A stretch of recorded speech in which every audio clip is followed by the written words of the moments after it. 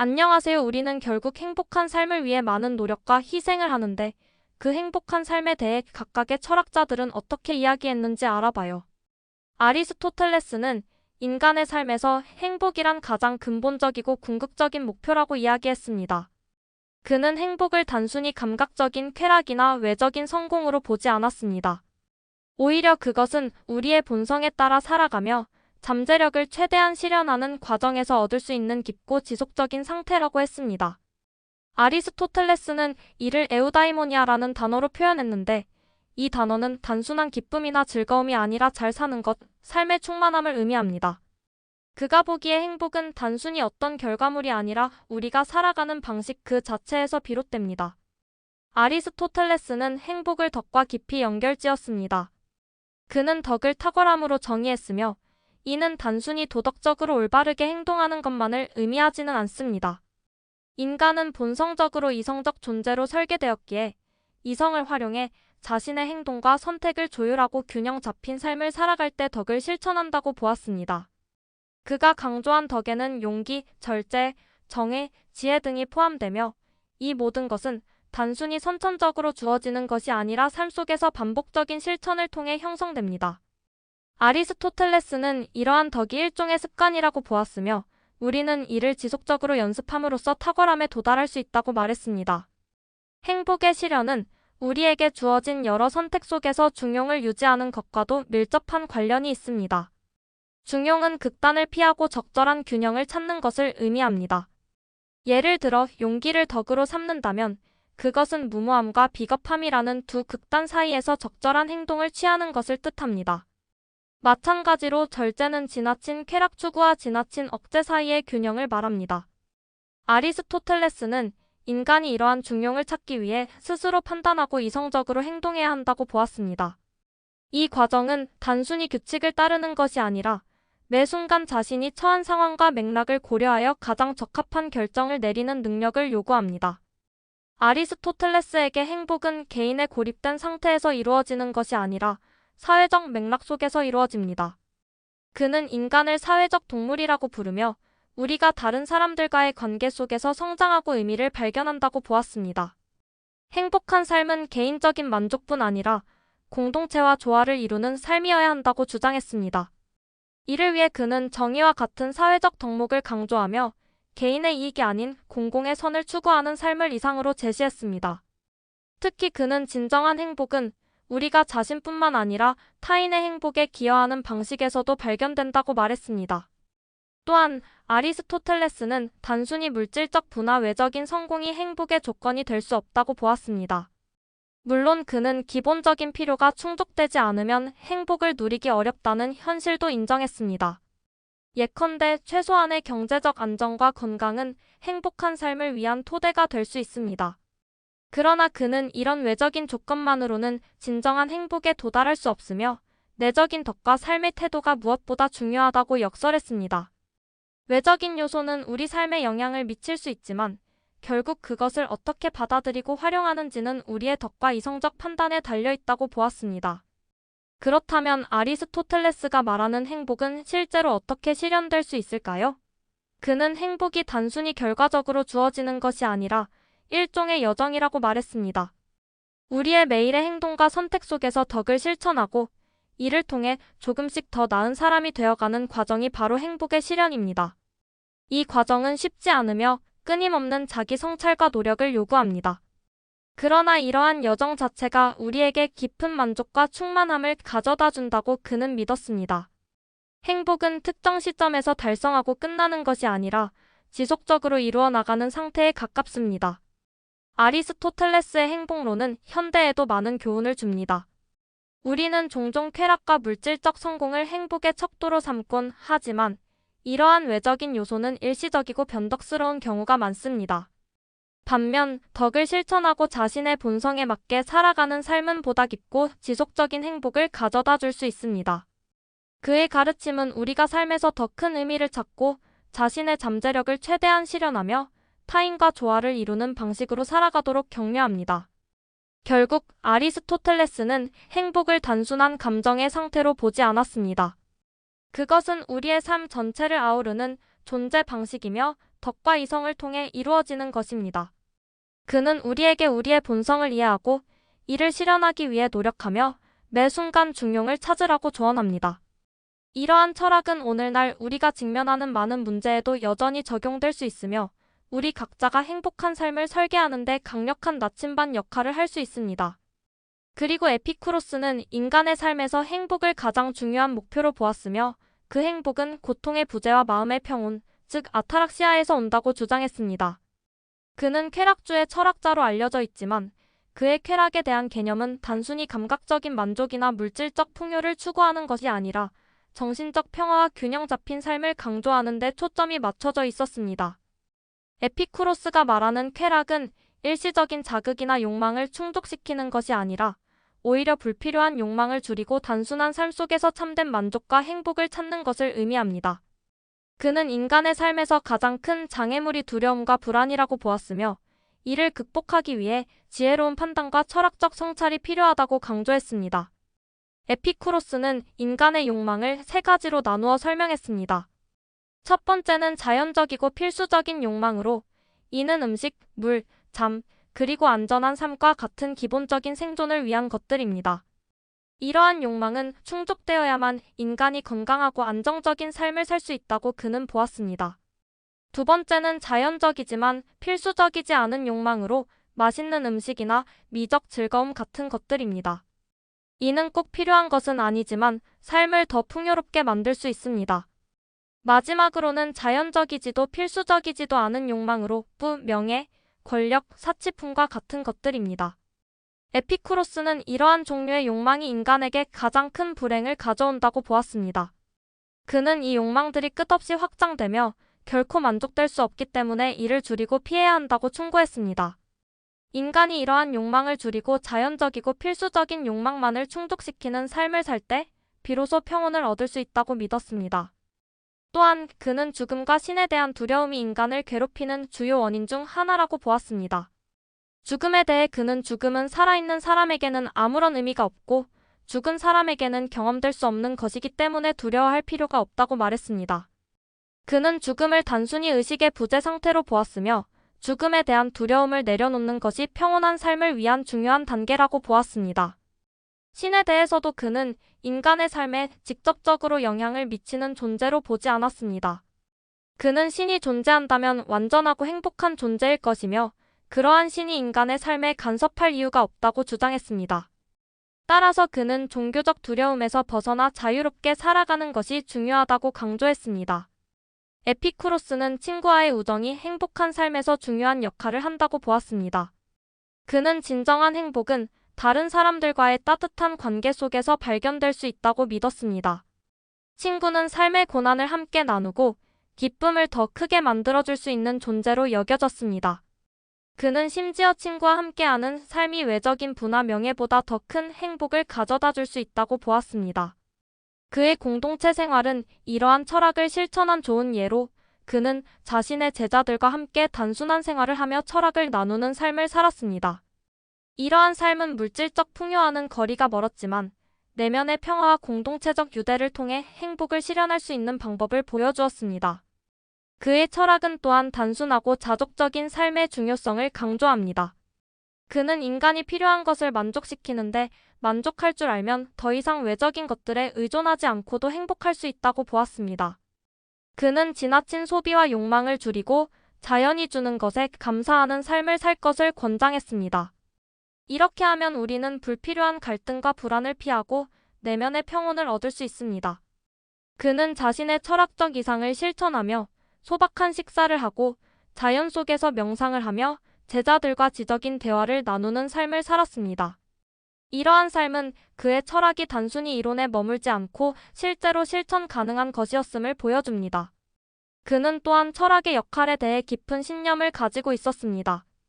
그는 철학이 단순히 추상적인 개념을 논의하는 것이 아니라 우리의 삶을 더 나아지게 하기 위한 실질적인 도구가 되어야 한다고 보았습니다. 그는 철학이 인간의 고통과 두려움을 해소하고 행복한 삶을 이끌기 위한 지혜를 제공해야 한다고 말했습니다. 그는 현명하게 사는 것, 도덕적으로 사는 것, 행복하게 사는 것은 모두 같은 것이라고 주장하며 이러한 세 가지가 서로 밀접하게 연결되어 있다고 보았습니다. 그는 삶의 모든 부분에서 균형과 조화를 이루는 것이 중요하다고 생각했으며 이것이야말로 참된 행복의 열쇠라고 보았습니다. 에피쿠로스의 철학은 오늘날에도 많은 사람들에게 깊은 영감을 줍니다. 현대 사회는 과도한 소비와 끝없는 경쟁 속에서 사람들이 쉽게 스트레스와 불안을 느끼게 만듭니다. 이러한 상황에서 그의 가르침은 우리가 무엇이 정말 중요한지를 되돌아보고 단순한 것에서 만족을 찾으며 내면의 평온을 유지하는 법을 배우게 합니다. 그의 철학은 물질적 성공이나 외적인 성취가 아니라 자신과의 평화, 타인과의 조화, 그리고 자연과의 연결을 통해 진정한 행복을 찾는 데 집중하도록 우리를 이끕니다. 에피쿠로스는 우리에게 삶의 목적은 고통을 피하고 평온을 유지하며 지혜롭게 사는 것이라고 가르칩니다. 이러한 메시지는 오늘날에도 여전히 강력하며 우리 각자가 더 나은 삶을 설계하는 데 유용한 지침이 될 수 있습니다. 그리고 스피노자는 인간의 삶에서 가장 중요한 가치를 자유로 보았고 그 자유는 단순히 외적인 속박에서 벗어나는 것이 아니라 우리 자신과 세상을 올바르게 이해함으로써 얻을 수 있는 내적인 자유라고 말했습니다. 그는 인간이 진정으로 자유롭기 위해서는 자신이 처한 현실을 있는 그대로 받아들이고 자신의 감정과 욕망을 이성적으로 이해하며 자연의 법칙을 통해 세상을 바라볼 줄 알아야 한다고 주장했습니다. 그의 철학은 복잡하고 깊이 있는 사유로 가득 차 있지만 그 핵심은 인간이 더 나은 삶을 살기 위해 자신의 위치와 존재를 이해하는 데 있습니다. 그는 우리가 세계의 필연성과 자연의 질서를 깨달을 때 비로소 감정의 노예에서 벗어나 자유로운 존재가 될 수 있다고 강조했습니다. 스피노자는 인간의 삶과 자연을 분리된 것으로 보지 않았습니다. 그는 인간이 자연의 일부이며 자연의 법칙과 필연성 안에서 움직이는 존재라고 보았습니다. 그는 자연을 신으로 동일시하며 신은 초월적인 존재가 아니라 자연의 모든 것에 내재하는 본질이라고 설명했습니다. 이런 관점에서 신은 세상을 창조하고 간섭하는 초월적인 존재가 아니라 세상의 모든 존재와 법칙 안에 스며있는 필연적이고 영원한 원리로 이해됩니다. 따라서 인간의 모든 행위와 경험은 자연의 필연적인 과정의 일부이며 이를 이해하는 것이야말로 자유의 출발점이라고 스피노자는 말했습니다. 우리가 자신을 자연의 일부로 인식하고 우리의 행동과 욕망이 자연의 법칙에 따라 이루어진다는 것을 이해할 때 우리는 스스로를 더 잘 이해할 수 있고 그 과정에서 자유를 발견할 수 있습니다. 그는 인간이 종종 감정과 욕망에 지배당하는 존재라고 보았습니다. 우리는 종종 사랑, 분노, 질투, 두려움과 같은 강렬한 감정에 휘둘리며 그러한 감정이 우리의 행동과 선택을 지배할 때 우리는 진정으로 자유로울 수 없습니다. 스피노자는 이러한 감정들을 수동적 정서라고 불렀으며 이것은 우리가 외부 요인에 의해 통제당하고 있다는 것을 의미합니다. 반대로 능동적 정서는 우리가 상황을 이해하고 이성적으로 판단하며 행동할 때 발생합니다. 그는 우리가 감정의 원인과 그것이 우리의 삶에 미치는 영향을 이해함으로써 수동적 정서를 능동적 정서로 전환할 수 있다고 보았습니다. 이러한 전환은 단순히 감정을 억누르는 것이 아니라 그것을 이해하고 긍정적인 방식으로 활용하는 것을 의미합니다. 감정의 본질과 작용 방식을 이해하면 우리는 더 이상 그것에 지배당하지 않고 오히려 그것을 우리의 삶을 더 나은 방향으로 이끄는 도구로 삼을 수 있습니다. 스피노자는 인간이 진정으로 자유로워지기 위해서는 이성을 통해 세상을 이해해야 한다고 말했습니다. 이성은 우리가 세상의 질서를 이해하고 우리의 위치를 인식하며 올바른 결정을 내릴 수 있도록 돕는 도구입니다. 그는 이성을 통해 인간은 자신의 욕망과 감정을 통제할 수 있고 더 나아가 자신의 삶을 스스로 설계할 수 있다고 믿었습니다. 이성적인 삶은 단순히 지적으로 깊은 삶을 사는 것이 아니라 우리의 감정과 행동이 자연의 질서와 조화를 이루는 삶을 사는 것을 의미합니다. 그는 우리가 세상을 이성적으로 이해할 때 우리에게 일어나는 모든 일이 필연적이라는 사실을 깨닫게 되며 이로 인해 우리의 고통과 두려움을 줄이고 평온한 마음을 얻을 수 있다고 보았습니다. 세상에 대한 이해는 단순한 지식의 축적이 아니라 우리의 존재를 더 깊이 깨닫는 과정이며 이를 통해 우리는 삶의 진정한 목적에 가까워질 수 있습니다. 스피노자는 또한 자유가 단순히 외적인 제약이 없는 상태를 의미하지 않는다고 보았습니다. 그는 외적인 속박에서 벗어나는 것은 자유의 한 측면에 불과하며 진정한 자유는 우리의 내면에서 비롯된다고 주장했습니다. 그는 자유를 필연성을 이해하는 것으로 정의하며 우리가 세상의 원리를 이해하고 그것의 조화를 이루며 살아갈 때 비로소 자유로워질 수 있다고 말했습니다. 이는 우리가 세상을 자신의 뜻대로 바꿀 수 있다는 환상에서 벗어나 세상이 이미 존재하는 방식대로 받아들이고 그 안에서 자신의 역할을 충실히 수행하는 것을 뜻합니다. 이러한 자유는 단순히 제약이 없는 상태가 아니라 우리의 존재와 행동이 자연의 법칙과 조화를 이루는 상태입니다. 그는 이를 통해 인간이 자기 자신과 세상에 대해 더 깊은 책임감을 가질 수 있다고 보았습니다. 스피노자는 도덕과 윤리에 대해서도 독특한 관점을 제시했습니다. 그는 도덕적 행동이 단순히 외적인 규칙을 따르는 것이 아니라 우리의 본성과 조화를 이루는 삶을 사는 것이라고 보았습니다. 도덕은 우리의 본성을 이해하고 이를 실현하는 과정에서 자연스럽게 나타나는 것입니다. 그는 선과 악을 절대적인 기준으로 보지 않고 그것이 우리의 존재와 행복에 미치는 영향에 따라 정의했습니다. 따라서 도덕적 삶은 우리의 본성을 충족시키며 동시에 다른 사람들과 조화를 이루는 삶을 사는 것입니다. 그는 이러한 도덕적 삶이 인간의 궁극적인 목표인 행복과 자유를 실현하는 데 기여한다고 믿었습니다. 스피노자의 철학은 현대에도 많은 가르침을 제공합니다. 우리는 종종 세상과 타인, 그리고 우리 자신에 대해 통제할 수 없는 것들을 바꾸려 하며 스트레스와 불안을 느낍니다. 그러나 스피노자의 가르침은 우리가 세상의 필연성을 받아들이고 우리의 위치와 역할을 이해하며 자연과 조화를 이루는 방식으로 살아가야 한다고 말합니다. 그의 철학은 우리에게 이성을 통해 세상을 이해하고 우리의 감정과 욕망을 통제하며 우리의 삶을 보다 풍요롭고 의미 있게 만드는 방법을 가르쳐 줍니다. 그는 우리가 자연의 일부로서 자신의 본성을 이해하고 이를 실현하는 과정에서 진정한 자유와 행복을 찾을 수 있다고 강조합니다. 이러한 가르침은 오늘날 우리가 직면하는 삶의 도전과 복잡한 문제들을 해결하는 데 중요한 통찰을 제공합니다. 또 사르트르의 실존주의는 인간이 완전히 자유롭다는 사실에서 출발합니다. 그는 존재는 본질에 앞선다는 유명한 말을 통해 인간이 태어나는 순간 어떤 고정된 본질이나 목적에 의해 규정되지 않고 자신이 만들어가는 존재라는 것을 강조했습니다. 이는 인간이 본질적으로 자유롭고 그 자유를 통해 자신의 삶과 세계를 만들어간다는 것을 뜻합니다. 사르트르는 이러한 자유가 우리에게 무한한 가능성을 주는 동시에 그에 따른 책임을 요구한다고 보았습니다. 인간은 자신의 선택에 대해 전적으로 책임을 져야 하며 그 선택이 자신의 삶을 구성한다는 점에서 인간은 자유로울 수밖에 없는 존재입니다. 그의 철학은 인간의 자유와 그로 인해 발생하는 고뇌를 깊이 탐구하며 삶의 의미와 가치를 스스로 만들어야 한다는 도전에 우리를 직면하게 만듭니다. 사르트르는 자유를 인간의 가장 근본적인 조건으로 보았지만 그것은 단순히 긍정적인 상태로만 간주되지 않습니다. 자유는 인간에게 끊임없는 선택의 부담을 지우며 그 선택이 잘못될 수도 있다는 불안, 즉 실존적 불안을 동반합니다. 그는 인간이 세상에 던져진 존재라고 보았으며 이는 우리가 어떤 지침이나 계획 없이 이 세상에 태어나 우리 자신이 어떤 존재가 될지를 스스로 결정해야 한다는 것을 의미합니다. 이러한 자유는 두렵고 고통스러울 수 있지만 동시에 인간을 특별하게 만드는 요소이기도 합니다. 그는 우리가 자유롭다는 사실을 부정하거나 우리의 선택에 책임지지 않으려는 태도를 나쁜 신앙배드 FAITH라고 부르며 이는 진정한 삶을 방해하는 요인이라고 지적했습니다. 나쁜 신앙은 우리가 타인이나 외부 환경에 의해 규정된다고 믿으며 스스로의 자유를 부정하는 행동을 포함합니다. 사르트르는 이런 태도가 인간을 자유롭지 못한 상태로 만든다고 보았습니다.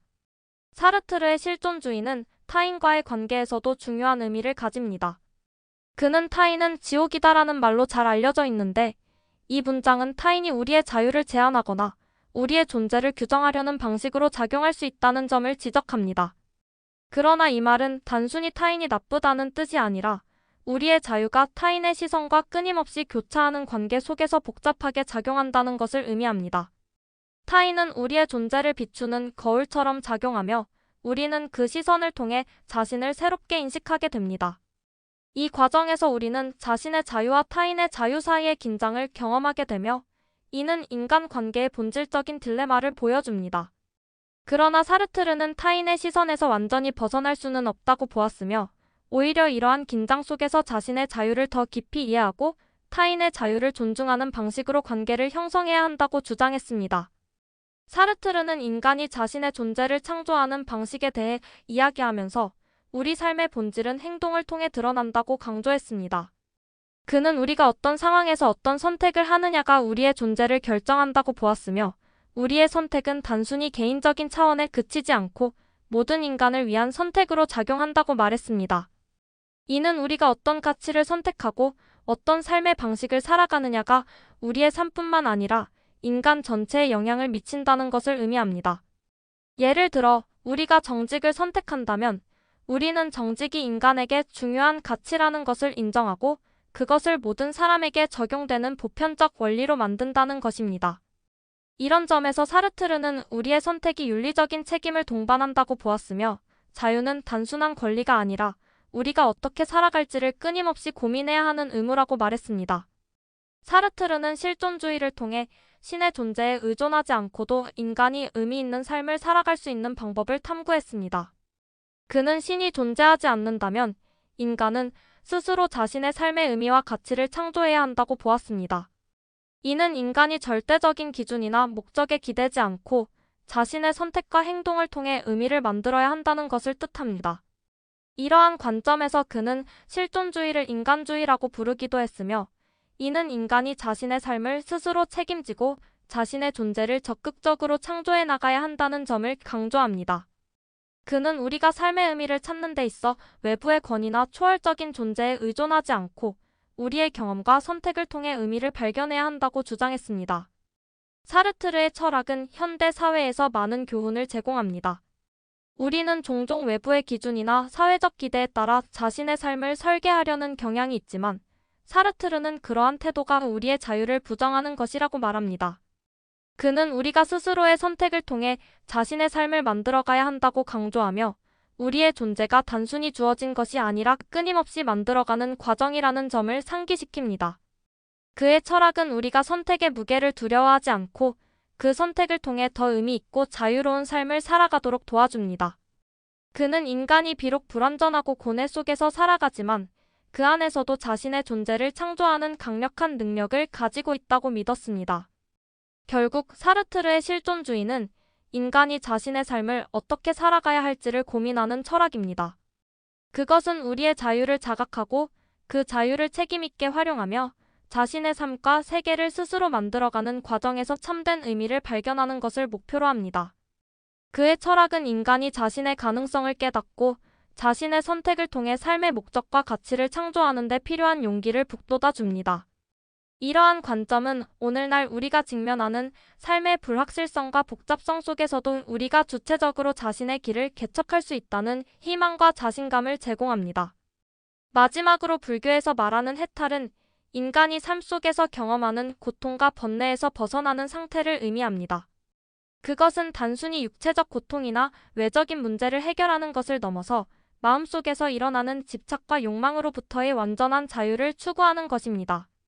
불교의 핵심 교리는 고통의 원인을 이해하고 그것을 극복하며 궁극적으로 평온하고 자유로운 상태에 도달하는 길을 제시하는 데 초점이 맞춰져 있습니다. 이는 단순한 이론적 가르침이 아니라 삶의 모든 측면에서 실천 가능한 구체적인 방법으로 구성되어 있습니다. 불교에서 말하는 해탈은 단순히 소극적인 상태가 아니라 깊은 평화와 지혜, 그리고 자비심으로 가득 찬 적극적인 삶의 방식이기도 합니다. 불교는 인간의 고통을 두카디우 KKHA라는 개념으로 설명합니다. 두카는 단순히 육체적인 고통만이 아니라 인간이 느끼는 불만족, 불안, 욕망에 충족되지 않음, 그리고 무상함에서 오는 불안을 모두 포함합니다. 부처님은 이 두카가 모든 생명체가 겪는 보편적인 경험이라고 말하며 이러한 고통에서 벗어나기 위해서는 그 원인을 깊이 이해해야 한다고 가르쳤습니다. 불교에서 고통의 원인은 집착과 욕망에서 비롯된다고 봅니다. 우리는 끊임없이 무언가를 갈망하고 그 갈망이 충족되지 않으면 실망과 좌절을 느낍니다. 더 나아가 우리가 원하는 것을 얻었다 하더라도 그것이 영원히 지속되지 않기 때문에 다시 새로운 갈망이 생기며 이는 끝없는 고통의 순환을 만들어냅니다. 이와 같은 과정을 이해하는 것이 불교적 깨달음의 첫걸음입니다. 부처님은 인간이 고통에서 벗어날 수 있는 방법으로 팔정도를 제시했습니다. 팔정도는 올바른 견해, 올바른 생각, 올바른 말, 올바른 행위, 올바른 생활, 올바른 노력, 올바른 마음챙김, 그리고 올바른 집중으로 이루어진 길입니다. 이 길은 단순히 외적인 행동을 교정하는 것이 아니라 우리의 마음 상태를 변화시키고 세상을 보는 방식을 근본적으로 바꾸는 것을 목표로 합니다. 예를 들어, 올바른 견해는 세상의 무상함과 고통의 본질을 이해하는 것을 의미하며, 올바른 마음챙김은 현재 순간을 온전히 경험하며 마음을 평온하게 유지하는 연습을 포함합니다. 이러한 실천은 우리가 욕망과 집착에서 벗어나 내면의 자유를 찾을 수 있도록 도와줍니다. 불교는 또한 연기의 원리를 통해 세상과 우리의 존재를 이해하도록 돕습니다. 연기란 모든 것이 서로 의존하며 존재하고 독립적으로 존재하는 것은 없다는 가르침입니다. 이는 우리가 경험하는 모든 고통과 즐거움이 특정 조건과 원인에 의해 발생한다는 것을 뜻합니다. 따라서 고통을 없애기 위해서는 그 원인을 제거해야 하며, 이를 위해 우리의 마음과 행동을 변화시키는 것이 중요합니다. 연기의 가르침은 또한 우리가 서로 연결되어 있음을 깨닫게 하며 타인과 세상에 대해 더 큰 책임감을 느끼도록 합니다. 이것은 자비심과 이타심을 키우는 데 중요한 역할을 하며 우리가 더 조화롭고 평화로운 삶을 살아가도록 이끕니다. 불교에서 집착은 고통의 주요 원인으로 간주되며 이를 극복하는 것이 해탈의 핵심입니다.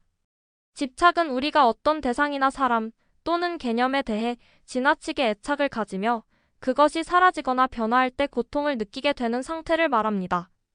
예를 들어 우리는 재물, 명예, 사랑, 심지어 자신의 정체성에 집착하기 쉽습니다. 이러한 집착은 우리의 마음을 불안하게 만들고 더 큰 고통을 야기합니다. 불교는 집착을 내려놓기 위해 명상과 마음챙김을 권장합니다. 명상은 우리의 마음을 안정시키고 욕망과 두려움으로부터 벗어나는 방법을 배우는 데 도움을 줍니다. 또한 마음챙김은 현재 순간을 온전히 경험하며 불필요한 집착에서 벗어나도록 돕는 강력한 도구입니다. 해탈은 단순히 고통에서 벗어나는 것을 넘어서 우리가 가진 고정관념과 한계를 넘어선 완전한 자유의 상태를 의미합니다. 이는 우리가 세상을 더 이상 집착과 편견으로 바라보지 않고 있는 그대로 받아들이는 마음의 상태입니다. 해탈은 모든 생명체와의 연결을 깊이 느끼며 타인에 대한 자비와 사랑으로 가득 찬 삶을 살게 합니다. 부처님은 해탈의 상태를 설명하며 그것은 우리가 태어나고 죽는 반복적인 삶의 순환, 즉 윤회에서 벗어나는 것이라고 말했습니다. 윤회는 우리의 집착과 무지가 계속되는 한 지속되지만 이를 극복하고 해탈에 도달하면 더 이상 이 순환에 묶이지 않게 됩니다. 이것은 궁극적인 자유의 상태이며 모든 고통에서 벗어난 진정한 평화의 상태를 의미합니다. 불교의 가르침은 단순히 개인적인 해탈에 그치지 않고 다른 사람들의 고통을 줄이는 데에도 중점을 둡니다.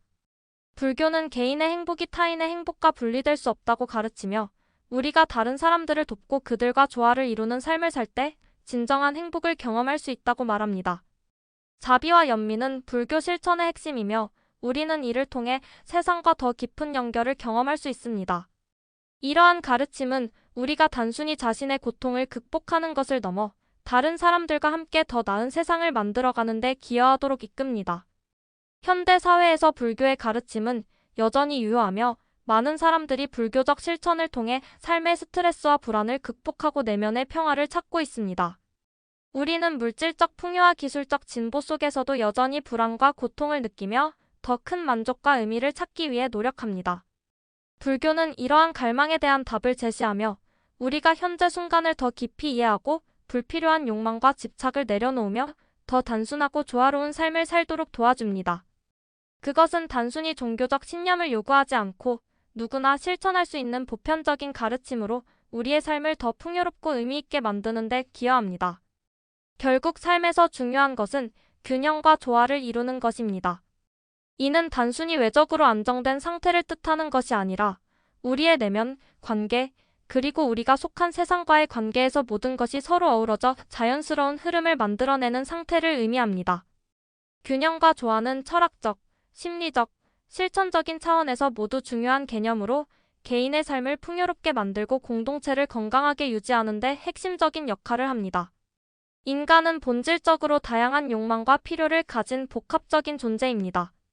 우리는 물질적인 안정과 더불어 정신적인 충족을 추구하며 개인적인 행복과 동시에 타인과의 연결을 원합니다. 그러나 이 모든 것을 조화롭게 결합하는 것은 쉽지 않습니다. 균형과 조화를 찾는 여정은 끊임없이 변화하는 환경과 상황 속에서 자신을 이해하고 타인과의 관계를 조정하며 더 나아가 우리가 속한 세상과의 관계를 재정립하는 과정에서 이루어집니다. 삶의 균형은 종종 외적인 요소와 내적인 요소 사이에서 이루어집니다. 외적으로는 직업, 가족, 사회적 역할, 경제적 안정 등과 같은 다양한 책임과 요구를 조율해야 합니다. 내적으로는 우리의 감정, 욕망, 가치관, 그리고 자기 자신에 대한 이해를 다루어야 합니다. 이러한 요소들은 종종 충돌하며 우리는 어느 한쪽으로 치우치기 쉽습니다. 예를 들어, 지나치게 외적인 성공에 집착하면 내면의 평화를 잃을 수 있고, 반대로 내면에만 집중하면 사회적 책임을 소홀히 할 위험이 있습니다.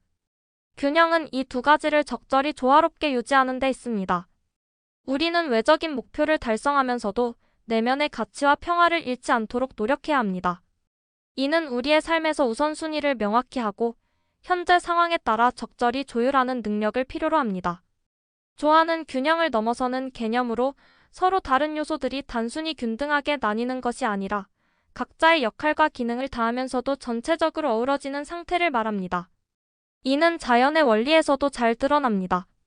자연은 서로 다른 요소들이 각자의 위치에서 최선을 다하며 그 결과로 전체적으로 조화를 이룹니다. 인간의 삶에서도 이러한 조화는 매우 중요합니다. 예를 들어, 우리의 감정과 이성은 종종 대립하는 것처럼 보이지만 이 둘이 서로 상호 보완적으로 작용할 때 우리는 더 나은 결정을 내릴 수 있습니다. 감정은 우리의 삶에 열정과 동기를 부여하며 이성은 그 열정을 올바른 방향으로 이끄는 역할을 합니다. 우리는 사회적 존재로서 다른 사람들과의 상호작용을 통해 자신의 정체성과 가치를 형성합니다. 그러나 관계는 종종 복잡하고 갈등과 오해를 동반하기도 합니다. 균형과 조화를 유지하기 위해서는 타인의 관점과 필요를 이해하고 존중하며 동시에 자신의 경계를 명확히 설정하는 것이 중요합니다. 이는 단순히 타협하는 것을 넘어 서로의 차이를 인정하고 그 차이가 하나의 큰 그림 속에서 어떻게 어우러질 수 있는지를 고민하는 것을 포함합니다. 가족, 친구, 동료와의 관계에서도 이러한 조화로운 접근은 갈등을 줄이고 더 깊고 의미 있는 연결을 만들어낼 수 있습니다. 또한 관계 속에서 자신의 역할과 책임을 인식하고 그것을 충실히 이행하려는 노력이 필요합니다. 이러한 태도는 단순히 개인적인 만족을 넘어 공동체 전체의 건강과 안녕에도 기여할 수 있습니다. 균형과 조화를 이루기 위해서는 자기 이해와 자기 성찰이 필수적입니다. 우리는 자신이 무엇을 원하고 무엇이 중요한지를 명확히 해야 합니다. 이는 단순히 자신의 욕망을 충족시키기 위한 것이 아니라 자신의 한계를 인정하고 그 안에서 최선을 다하는 방식을 찾는 데 도움이 됩니다. 자기 성찰은 또한 우리의 가치관과 행동을 일치시키는 데 중요한 역할을 합니다. 우리가 진정으로 중요하게 생각하는 것이 무엇인지 알고 그것을 실천에 옮기는 과정에서 우리는 더 큰 만족감과 평화를 느낄 수 있습니다. 예를 들어, 많은 사람들이 물질적인 풍요를 추구하면서도 그것이 진정한 행복을 가져다 주지 못한다는 사실을 깨닫습니다. 이러한 깨달음은 우리가 외적인 목표와 내적인 만족 사이의 균형을 다시 설정하도록 돕습니다. 자기 성찰은 또한 우리가 잘못된 방향으로 나아가고 있을 때 그것을 바로잡는 데 중요한 역할을 하며 우리의 삶을 더욱 풍요롭고 의미 있게 만듭니다. 삶의 균형과 조화를 이루는 과정에서 중요한 또 다른 요소는 유연성입니다. 우리는 끊임없이 변화하는 세상 속에서 살아가며 우리의 상황과 환경은 예측할 수 없을 정도로 다양합니다.